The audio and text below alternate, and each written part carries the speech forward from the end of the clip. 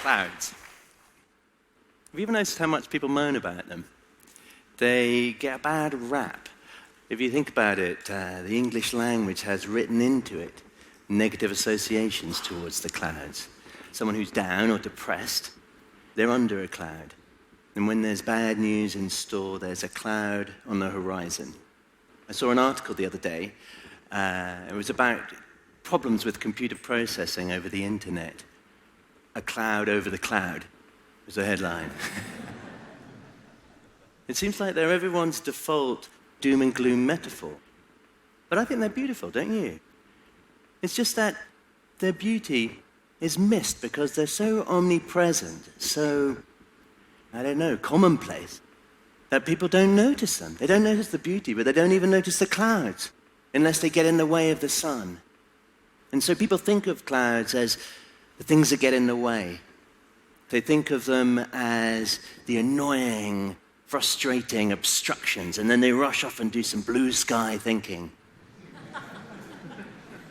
But most people, when you stop to ask them, will admit to harboring a strange sort of fondness for clouds. It's like a nostalgic fondness. And they make them think of their youth. Who here can't remember thinking, well, looking and finding shapes in the clouds when they were kids? You know, when you were masters of daydreaming.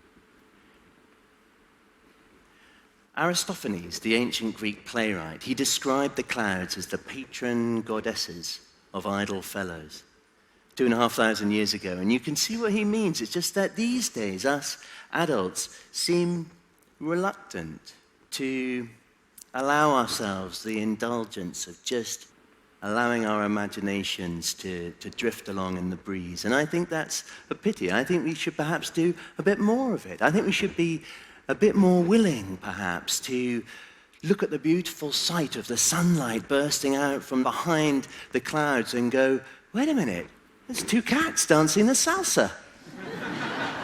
Or seeing the big... Or seeing the big white puffy one up there over the shopping center looks like the abominable snowman going to rob a bank. Perhaps you're having a moment of existential angst. You know, you're thinking about your own mortality, and there on the horizon, it's the Grim Reaper. But one thing I do know is this. The bad press that clouds get is totally unfair. I think we should stand up for them, which is why a few years ago I started the Cloud Appreciation Society. Tens of thousands of members now, in almost 100 countries around the world. And all these photographs that I'm showing, they were sent in by members. And the society exists to remind people of this. Clouds are not something to moan about. Far from it. They are, in fact, the most diverse, evocative, poetic aspect of nature. I think if you live with your head in the clouds every now and then, it helps you keep your feet on the ground. And I want to show you why, with the help of some of my favorite types of cloud. Let's start with this one. It's the cirrus cloud, named after the Latin for a lock of hair. It's composed entirely of ice crystals cascading from the upper reaches of the troposphere. And as these ice crystals fall, they pass through different layers with different winds, and they speed up and slow down, giving the cloud these brush-stroked appearances, these brush-stroke forms known as fall streaks. And these winds up there can be very, very fierce. They can be 200 miles an hour, 300 miles an hour. These clouds are bombing along, but from all the way down here, they appear to be moving gracefully, slowly, like most clouds. And so to tune into the clouds is to slow down, to calm down. It's like a bit of everyday meditation. Those are common clouds. What about rarer ones like the lenticularis, the UFO-shaped lenticularis cloud? These clouds form in the region of mountains. When the wind rises to pass over the mountain, it can take on a wave-like path in the lee of the peak, with these clouds hovering at the crest of these invisible standing waves of air. These flying saucer-like forms, and some of the early black and white UFO photos are in fact lenticularis clouds, it's true. little rarer are the full streak holes, all right? This is when a layer is made up of very, very cold water droplets. And in one region, they start to freeze. And this freezing sets off a chain reaction which spreads outwards with the ice crystals cascading and falling down below, giving the appearance of jellyfish tendrils down below. Rarer still, the Kelvin-Helmholtz cloud. Not a very snappy name. Needs a rebrand. This looks like a series of breaking waves, and it's caused by shearing winds. The wind above the cloud layer and below the cloud layer differ significantly, and in the middle, in between, you get this undulating of the air. And if the difference in those speeds is just right, the tops of the undulations curl over in these beautiful breaking wave-like vortices. All right, those are rarer clouds than the cirrus, but they're not that rare. If you look up and you pay attention to the sky, you'll see them sooner or later. Maybe not quite as dramatic as these, but you'll see them. And you'll see them around where you live. Clouds are the most egalitarian of nature's displays because we all have a good, fantastic view of the sky. And these clouds, these rarer clouds, remind us that the exotic can be found in the everyday. Nothing's more nourishing, more stimulating to an active, inquiring mind than being surprised, being amazed. It's why we're all here at TED, right? But you don't need to rush off away from the familiar, across the world, to be surprised. You just need to step outside. Pay attention to what's so commonplace, so everyday, so mundane, that everybody else misses it. One cloud that people rarely miss is this one, the cumulonimbus storm cloud. All right? It's what produces thunder and lightning and hail.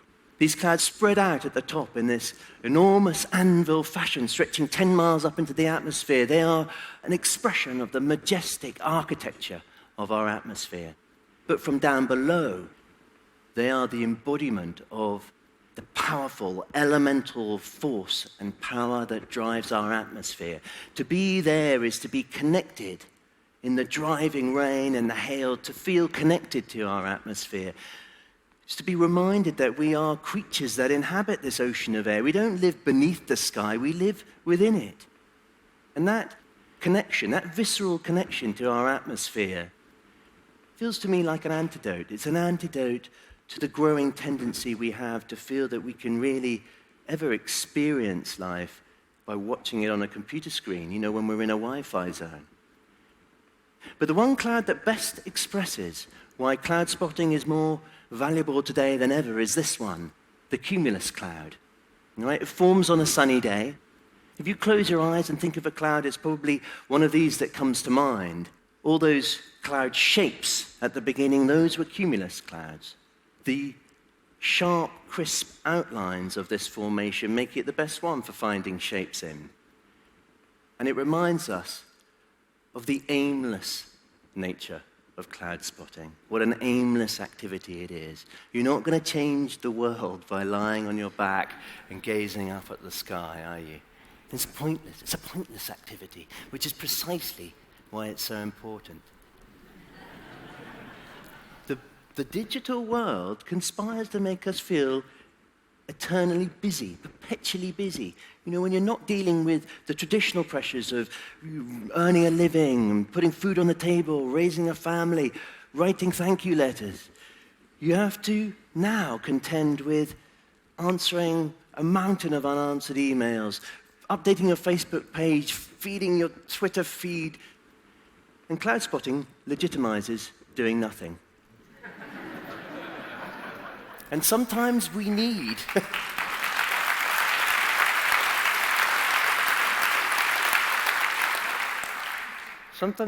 excuses to do nothing.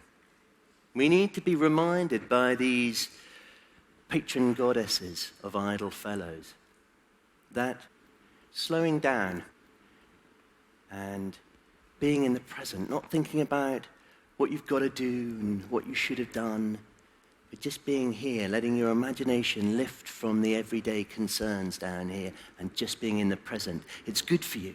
It's good for the way you feel. It's good for your ideas. It's good for your creativity. It's good for your soul. So keep looking up. Marvel at the ephemeral beauty. And always remember to live life with your head in the clouds. Thank you very much.